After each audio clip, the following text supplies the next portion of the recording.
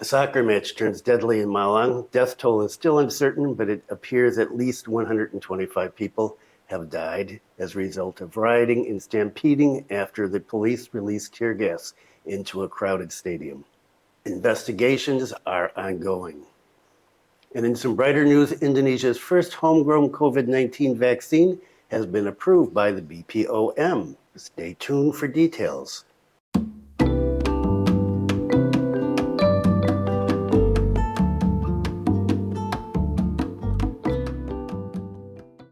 Selamat siang. Welcome to the latest news from Bali in Indonesia. This is October 3rd, 2022, and my name is Bruce. What's the weather like today? It is partly cloudy and there's some thunder off in the distance. Temperatures 30.9 degrees Celsius and the humidity is a high 75%. Wind speed is 12.9 kilometers per hour, and it is feeling sticky today, but still a lovely day, and I hope it is lovely wherever you are too. So I'm back after a week off, and what have I been doing? I've been snorkeling, I've been walking around, I've been taking care of a sick grandchild. I've done some Singaraja snippets filming, a lot of Singaraja snippets filming. Talked to my kids and just generally laid back and read some books, and I'm going to talk about those in another video. There are going to be some changes coming up to what I'm doing starting this week, and if you're interested in those, stay tuned after the last segment and I will tell you what those are going to be. But you can expect this scene to look different the next time that I do another one of these videos. And it is Monday and numbers. Let's talk about the numbers. The numbers are low like they usually are on Mondays. National new cases, 1,322. National recoveries, 1,575. National deaths down to 10. Bali new cases, 23. Bali recoveries, 13. And Bali deaths, 0. And here is the really good news. The weekly positivity rate, 5.93%. Okay, we're getting down to 5%. Daily positivity rate, 7.66%. And so we're going to be talking about COVID in just a minute after we talk about the tragedy at the soccer stadium. The lead story today is a tragedy. Hundreds die in Kanjuruhan tragedy. Netizens ask for football to be disbanded. This is all over foreign media everywhere in the world. At least 127 and maybe as many as 180 people have been killed in a riot and stampede in a football stadium in the town of Malang in Java. People are outraged and asking that football be disbanded. There are questions about police conduct. There are just so many things going on right now. Let's just cover the main points. There was a match between two clubs, Arema and Persebaya. These are traditional rivals in the Indonesian league. The home team, Arema, lost. Fans poured onto the pitch and police began battling them. Tear gas was used, was shot into the crowd. The stadium was still full. And according to reports, the stadium holds 38,000 people, and there were at least 42,000 tickets sold. So it was an overcrowded stadium.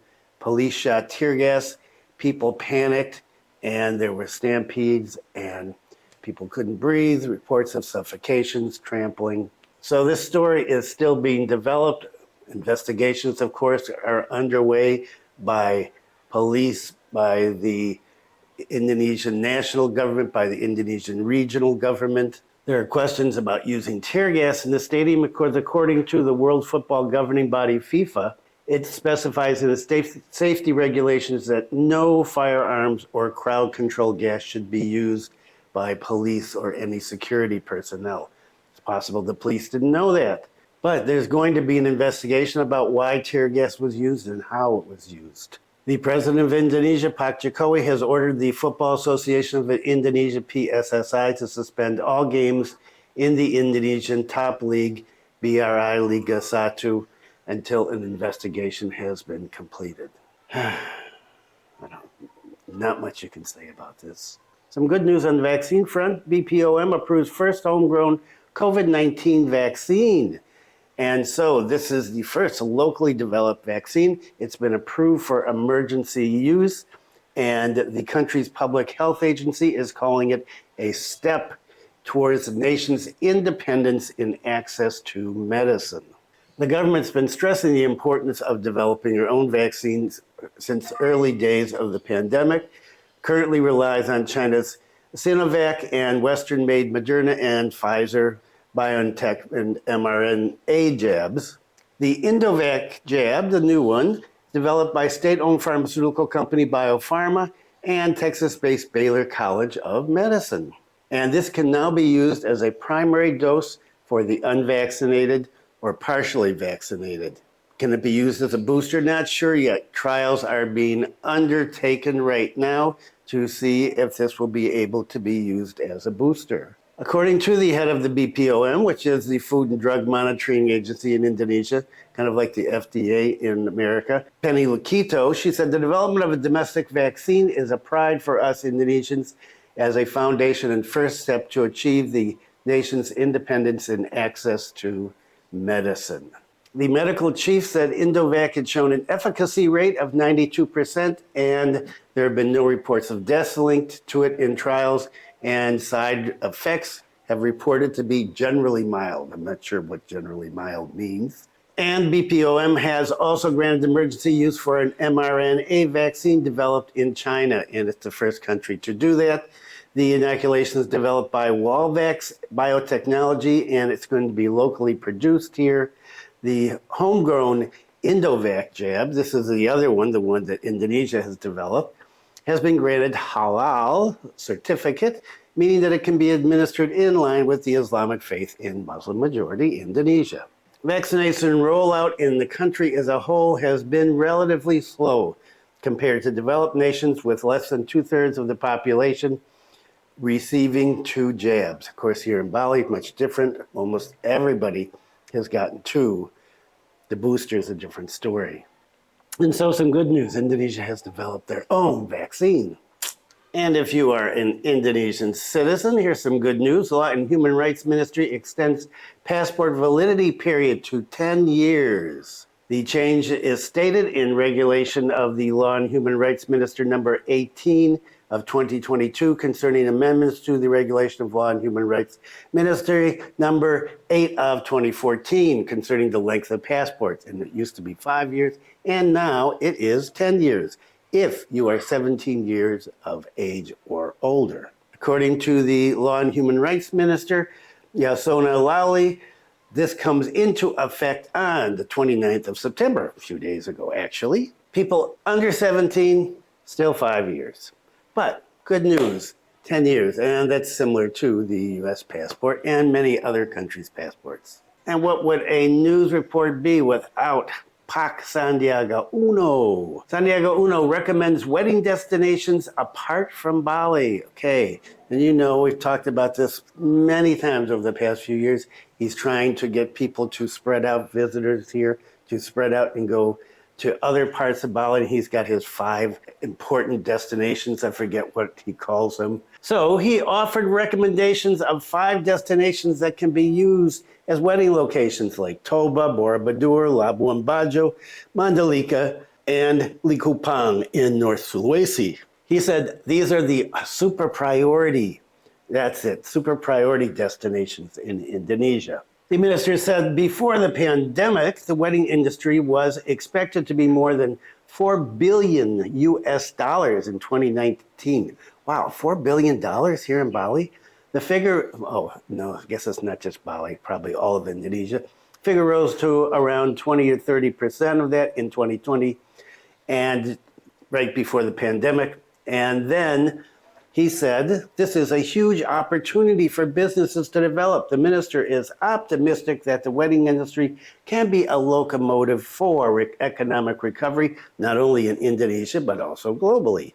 He said it may open new and quality jobs and realizing a more inclusive and sustainable tourism. One wedding event can gather between 200 to 300 workers, he said, to prepare and succeed the party. The workers come from various subsectors of the creative economy, such as photographers, videographers, fashion designers, makeup artists, food and beverage people, souvenir suppliers, you got it, you name it. In addition, Pak Uno said, the length of stay of the visitors to a wedding event will usually be longer, around 5 to 7 days. And that gives the multiplier effect for other industries such as the MSMEs and other tourism attractions. So let's get those tourists in here to get married. And how many of you have been married here in Bali? I was a long time ago. And here's something interesting, and my son was just telling me about this today in from Denpasar, talking about problems driving on the roads. The bridges on Gatot Subroto, if you know that area of Denpasar, when I was there in April, there were 3 bridges all close to each other under repair, and so it took me a long time to get past because there was just one lane open. People came, you had to wait, then they closed that, and then went like that. Troubled bridges over Bali's water. So there are repairs on 3 major bridges on Jalan Gatot Subroto, Timor, targeted for completion on December 31st, 2022, may have suffered a major setback. The bridges span major river gorges on the road that connects Bali's east to west coast along Denpasar's north. Repairs and upgrades on these 3 bridges are budgeted at 109 billion rupiah. Portions of the bridge construction over the Ayung River collapsed on the 23rd of September. Now, these are not huge bridges. These are not long expanses. Following the collapse, an observer on zoning and infrastructure, who's also a senior professor of the technical faculty at Bali's Udayana University, said that he was concerned about the quality of concrete being used on the bridge. The partial collapse over the Ayung River Bridge occurred during a rainstorm when a heavily loaded truck filled with sand was crossing the gorge. The contractor employed to repair the bridge recently complained of high fuel costs and the burden of constructing retaining foundations to protect local temples. Professor Rumawan focused on continuing passage of vehicles over the bridge while it's still in the process of repairs and reconstruction. He said, it's difficult to undertake construction of a bridge that's still open to traffic. I'm worried that the concrete is going to break, exposing the interior steel strengthening rods, which will be corroded and which will lead to an overall weakening of the bridge and eventually.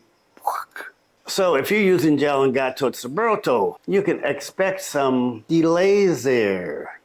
Lots of news about Buleleng today, a lot concerning the immigration office here in Singaraja, but this one is a little different. This one concerns people being impacted by the rise in the fuel prices. Hundreds of fishermen in Buleleng will get BLT BBM in October 2022.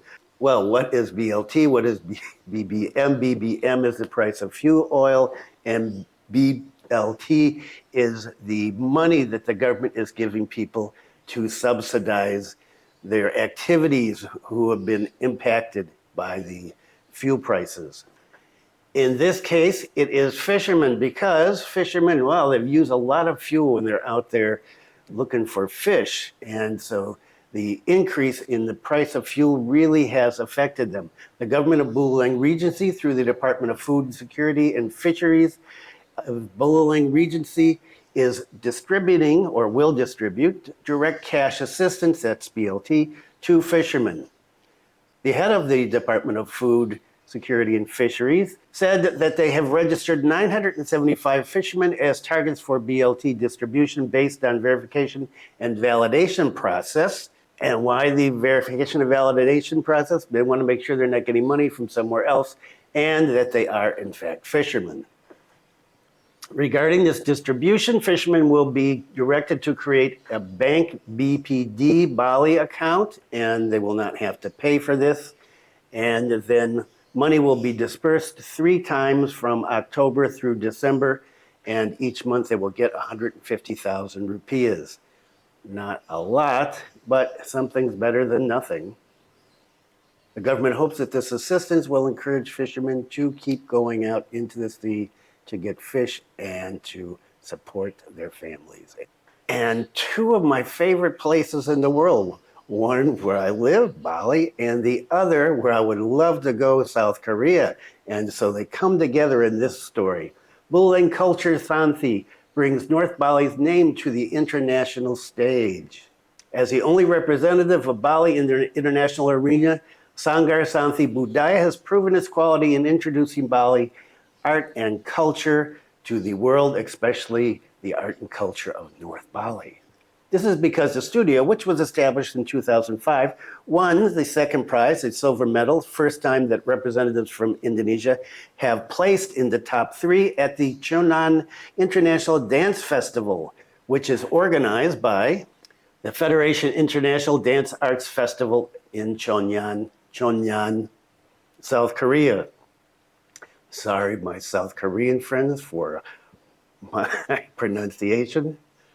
The dance coach for Sanggar Santhi Budaya said that his party feels proud to be able to take part in the competition, which is held once a year. In this event, they had 3 dance materials, including the parade, a 5-minute film, and then finally a 10-minute film. He also said that this event is not only for participating in choreography competitions, but also as an event for introducing cultural arts and promoting tourism after the COVID-19 pandemic. He said this is to promote Indonesia, Bali, and especially North Bali to the world. He added that the competition was held for 12 days from the 19th to the 30th of September, and the Santhi Budaya studio included 19 people, 13 dancers, 5 musicians, and 1 director. For more information, the Buleleng Cultural Santhi Studio is a studio that concentrates on informal education in the field of traditional dance and percussion, and it's located in Jalan Maya Metra, Liligundi Village in Singaraja. To date, it has 384 students ranging from children to adults, and it includes modern, contemporary dance, gamelan classes, and it's now entering its 6th generation. In addition, Sanggar Santhi Budaya has been a member of FIDAF since 2017. And so if you are in North Bali and you're interested in this, you might want to take a look down at the studio. I don't know if you can get in there. I imagine if some foreigners showed up and wanted to see what was going on there, they would let you. Jalan Maya Metro is to the east of us here, not too far away. And so you might consider that as something to do if you're up here in Buleleng. And congratulations to this group for their 2nd place and representing Indonesia, Bali, and Buleleng in international competition. Okay, and what about some bules behaving badly? 2 foreigners caught doing vandalism in Ungasan. 2 foreign nationals were caught doodling on the wall of the yard of a residence house in Banjarkangen in Ungasan village in South Kuta on Friday. The doodlers were immediately responded to by local residents who said, "What are you doing?" And reportedly, he said, "It's okay." One person was doing the doodling, somebody else was filming the person. So a TikTok, an Instagrammer, a YouTuber, who knows? We got idiots doing stupid stuff all over that they shouldn't, just in order to get some attention that mom and dad probably did not give them when they were children. Local authorities said that videos of this went viral on social media. I didn't see any. I just saw some very blurry pictures like the one here at the start of this segment. But after the foreigners were filmed and they said, it's okay, they got in their car and they took off. And that was probably wise on their part. Oh, the local community reported to the police and said, "Hey, we got some bules here messing up the walls, drawing on the walls." Not that Indonesians don't, and because there's a lot of tagging going on here, even in Singaraja. So in addition to the police, immigration was notified because that's their job, handling foreigners. And the authorities hope that acts of vandalism in this area will not be repeated in the future whether it's by foreigners or, they said, by the local community. Hopefully nothing like this happens, not only foreigners, but if there are local people, action will certainly be taken. And some more Bule behaving badly, and this time up here in the north, in Buleleng, yes, in Panji village, where you have a lot of foreigners living because of dogs. 2 foreigners fight. This is just a bizarre one. So 2 foreign nationals living in Panji village, 2 old guys like me, one guy 70, and he was from the Netherlands, and a British guy who was 66. They got into a fight about dog. Well, 2 expatriates lived next to each other and they got into a fight, an argument that almost turned into a fight until local village police intervened. Apparently, the British guy's dog was going into the Dutch guy's yard and pooping, and the Dutch guy did not seem to like it. And so they had an argument, and it reached the ears of the local authorities. And so the 2 troublesome foreigners were summoned to the Panji village office, where they were reconciled by involving the police and local village officials. In the meeting, the 2 finally agreed to make peace after being met through the Simpandu Adat Forum, integrated environmental protection system based on traditional villages. Wow, haven't heard that one before. And to make sure that this was going to go through, they had to sign a document saying that they were going to be okay with each other. According to a government spokesperson, regarding pets, each owner has agreed to put them in a good cage so they don't disturb the comfort of other neighbors. Okay, will this stuff never end? And more news from Buleleng. The Buleleng immigration people have been busy. Bulgarian national skimming deported. So a Bulgarian national who was arrested for ATM skimming, and he did 1 year and 9 months in prison. And on his release, he was immediately picked up by Singaraja immigration officers, placed in the Singaraja immigration detention, where administrative processes were carried out, and he was put on a plane and sent back to Bulgaria. In addition to being deported, the young person is subject to deterrence based on Article 75 of Law Number 6 of 2011 concerning immigration. The foreigner in question has carried out dangerous activities and should be suspected of endangering public security in order or not respecting and disobeying the laws and regulations. In other words, he's going to be blacklisted from coming here. So a ban on him coming back to Indonesia, usually for a minimum of 6 months. Although an ATM skimmer, they keep him out forever. And Singaraja immigration has more to do. Immigration ensures deported German citizen who takes cars. The Singaraja Class 2 immigration office confirmed that it would deport a German citizen who robbed a Luxio car with the number DK1659 belonging to a resident of Pemutaran village. And I was going to talk about this in the last video I did, but it was too long, and I was taking a long break, and so I didn't talk about it. But the guy stole the car and drove it from Pemutaran, apparently, or Garogak, all the way out here to Singaraja, and he had people following him on motorcycles shouting "thief, thief, thief," and kicking the side of the car, and he finally pulled over. He almost ran into a bunch of people. Finally pulled over close to one of the hospitals here, ran into a cell phone store, and he stayed there until the police came and got him. Currently, the German citizen is being detained in the Buleleng police headquarters for legal proceedings.